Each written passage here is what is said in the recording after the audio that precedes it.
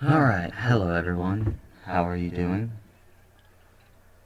Before I get into my dissertation, I'm going to go over what my plans are for this week and doing. This is going to be part 3 of my dissertation, and then I'm hoping by Tuesday I should do Russia, Iran, and China, World War III, and who created BRICS and why. And then maybe a couple of days after that, I'm hoping by at least maybe Thursday or Friday, I will get into digital gold and the quantum financial system peer-reviewed literature. This was something I was researching when I was in college, and I'll bring that up. Anyway, let's get into the dissertation, beginning with the Federalist Papers. Alright. Okay, um, let's go. Let's go into what the court system designed in the USA separates itself from the other two branches. In these structures of government, dangers occur when the judiciary mixes with the legislative or executive branches. Organizations place the power of justice in the hands of managers and leaders that possess executive powers. Managers and leaders exercise their powers of justice by their level of consciousness. Alright, I didn't read the top part because it's just kind of introducing everything about what the Federalist Papers were about, so let's go into... Okay, so the Bible has had a tremendous influence on law, especially in the American legal system. According to Welch, religion, Christianity, and the Bible have had a great impact on the development of American laws and legal systems. And one of the things to note about that is you can do a little bit of research on this, but the founding fathers actually believed that Israel was the first republic, and that also designated the right to own property. And that's something to look into, and that's why the founding fathers looked at the Bible, was because the Bible was organized on rules and laws, and that attracted them to it, even the ones that necessarily didn't believe in Christianity. So the separation between church and state did not exist more than 200 years ago, and therefore the American legal system and other civilizations, including ancient civilizations, claim to have a divine origin in their laws and legal system. Biblical law has influenced legal scholars and politicians in the formation of American justice laws, and biblical law can be studied separately from its divine origins. Let's see, Clute is one of the founders of the restorative justice, and the Bible influenced the idea of restorative justice. The Bible emphasizes two forms of justice, mishpat and hisad. I don't know if I pronounced those right, so I'm just going to go with that. The mishpat is the punitive form of justice, meaning an eye for an eye, and hisad is the restorative methods. That means a loving kindness. Oh, went too far there. So let's go into punitive justice. Now this is important. The result of punitive justice is the installation of fear within society. Fear creates a flight or flight response.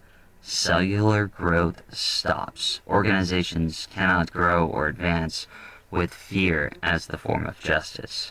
So think about that. So this punitive justice method, which is it's basically based off revenge. Eye for an eye. An eye for an eye makes the world blind, right? But when you institute that form of justice, you create a fear in civilization. And this fear is very powerful because it stops your cells from growing. It even stops your brain cells from growing. so you can't think. Your body's in constant survival mode, and it makes it very difficult to advance towards a creative path when you're always in fear. And this is one of my issues with the powers to be, or even possibly the new powers to be, is that they utilize fear, and they're still utilizing fear, whether you think of them as the good guys or because there's supposed to be good powers to be, but even the good powers to be are still utilizing this fear and the old powers like ways of organizational change, which is something I plan on doing a video on my own, is how they've created these coalitions. And I don't know, but if you guys remember, but General Flynn meeting with alternative media to get them on the same page. You know, even X-22 like sits there and repeats the same things over and over again. Like, this is gonna happen, that's gonna happen, you see this, but it's very repetitive. And even though repetition's good, it you're still utilizing the programming.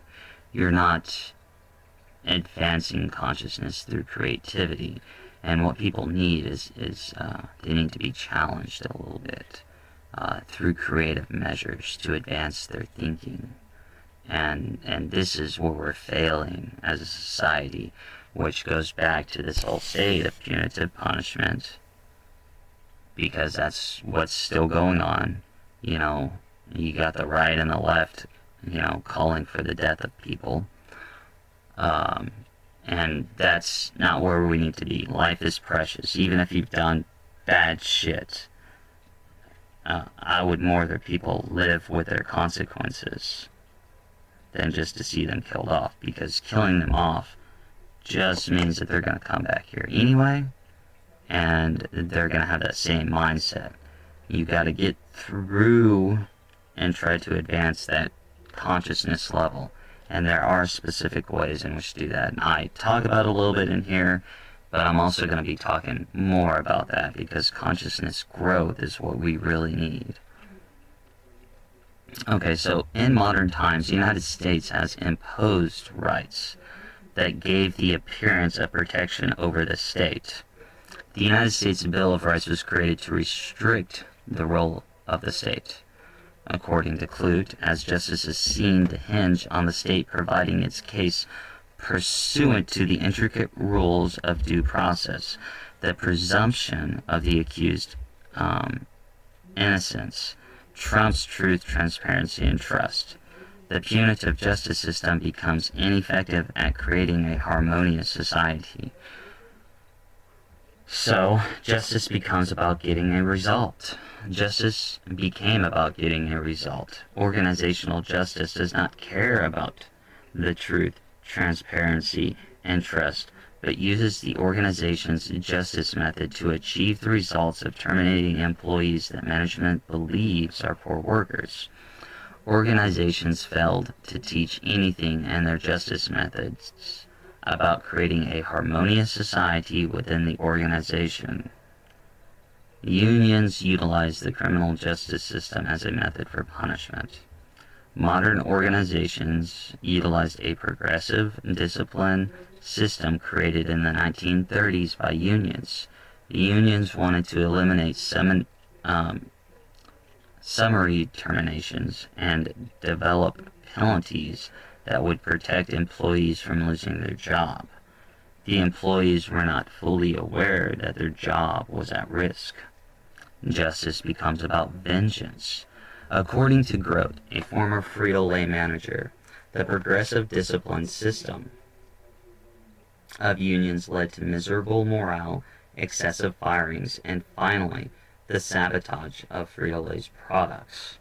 This, I don't know if I went into detail about this before, but I believe this happened in the 70s. There was a Frito-Lay plant, and maybe in the 80s, I think it was like before I was born, at least 1983 was when I was born. But Frito-Lay had a plant, and in the plant, the managers had a power complex, and so they were, disciplining employees like crazy, and especially ones that they wanted to fire. And so they just write them up, and once you have so many write-ups, you're gone. And a lot of employees were becoming frustrated, and so they started writing obscene messages on chips. And when customers would open the bag, they'd see these messages. I never found out what the specific details of these messages were, but I'm just, I don't know, maybe eat a bag of dicks or something. I don't know. But the messages were enough to cause it to go on the local news station, and Frito-Lay sent Grote to come in there and deal with the situation. And what Grote found was the issue wasn't caused by employees, it was caused by management and the discipline system. And this is what a punitive punishment leads to. It leads to what you see right now going out in the world: riots and rebellion. And like I said, which led to miserable. The main issue at the Frito-Lay plant was managers had a power paradox, and vengeance was in the eye of the beholder, right there. And then, according to Grote, the progressive discipline system in America's criminal justice system was brought into the corporation. The justice system in today's organizations consists of retribution. The criminal justice system and organizational justice have shown evidence of making outcomes worse and not transforming individuals. Think of the prison system. It's become a revolving door. Why has a prison system become a revolving door? Because when people do their time, society is supposed to accept that, hey, they've done their time for their crime, it's time for society to accept them and move on. That doesn't happen. You can't have this job, and then it makes it difficult for them to pay rent and blah, blah, blah, blah, blah. And so the way how we've utilized the criminal justice system has just been a way to take those people who have been into prison and put them back into prison, so the people who are controlling the prison system get more money. They designed it that way, and they got the CEOs and everybody like that. Like, if you have a criminal record, hey, it's hard for you to get a job. I don't know if we want to give you a chance because of your past. Well, let me let people. Life only makes sense if you look at it backward. The only problem is you got to move forward, and you're definitely making it difficult for these people to move forward who have been in the prison system. So something has to change, because the current system, the current criminal justice system, which includes the prison system, is not working. And we need to stop throwing away the key to these people, because we're not giving them an exit out. And that's why I'm talking about restorative justice, is because it's a way to not only take people who have made mistakes, and we've all made mistakes, but it's a way to guide these people to a higher form of consciousness and better society overall. Because the current system ain't working. It won't ever work. And the other reason why is because people have a hard enough time forgiving in the first place. And that's why restorative justice is very important, is because we need to go back to love and forgiveness. All this hate, this negativity, is not doing society any good whatsoever. So let's move on to duality. The root cause of punitive punishment is duality. Duality is not polarity. Duality is subjective projections and judgment. Day and night are facts that explain polarity, while good and evil are judgments that define the nature of duality. Restorative justice. And the ideas of restorative justice began in the 1970s with ideas from Dr. Sylvia Clute and Dick Grote. Dr. Clute is an attorney that witnessed the failures of the punitive justice criminal system. And Grote was a manager at Frito-Lay, which went through a crisis because of punitive punishment. Clute developed the idea of restorative justice, which has had success, and Grote had success in eliminating punitive punishment, reducing turnover, and implementing a restorative justice system within the organization. Unitive justice. Western philosophy stems back to Heraclitus. Heraclitus influenced Plato and Aristotle. Heraclitus believed that all things are one. Heraclitus states that life is in flux, everything is changing, e.g., life and death, day and night, but all things stem from the same. Western philosophy is rooted in oneness, division. Clute is associated with restorative justice. Clute founded the unitive justice method.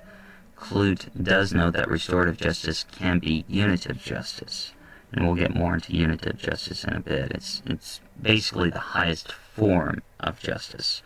Clute divided from the restorative justice movement because some of the members encouraged guilt and shame. Including guilt and shame in the restorative justice relates to duality, which excludes oneness. So let's define unitive justice.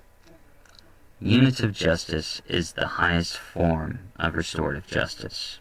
Restorative justice includes transformative mediation, religious teachings like the Golden Rule, and conscious capitalism. I'm not so sure if, well, I'm ignoring what I believe right now. Clute perceived oneness with a unitive mind. The other individuals in the restorative justice movement's conscious mind operated on the egocentric, reactive, creative, or integral levels that perceived duality and not unity. So how long, hold on, I'm looking at how long I've been doing this to see if I want to continue or stop right here. So how much is this? Because this is very, okay. This is about to go into something a little bit different, like the Salus Elevus. So consciousness and leadership, I'm going to save for the next go. Like I said, I believe understanding this part helps to understand the rest of the dissertation, so I'm going to go through it a little bit more word by word. And I think about almost 20 minutes, it's about 17, 18 right now, is good. So, but the next two videos that I'll be doing, I'm going to take a little break from the dissertation and kind of focus what's going on the world, because I believe those are some topics that need to be brought to right now. But anyway, so I hope you enjoyed this. And if you have any questions or comments or anything you'd like to add, just let me know. Other than that, I hope you guys have a positive, wonderful day, and have a good one. Peace and bye.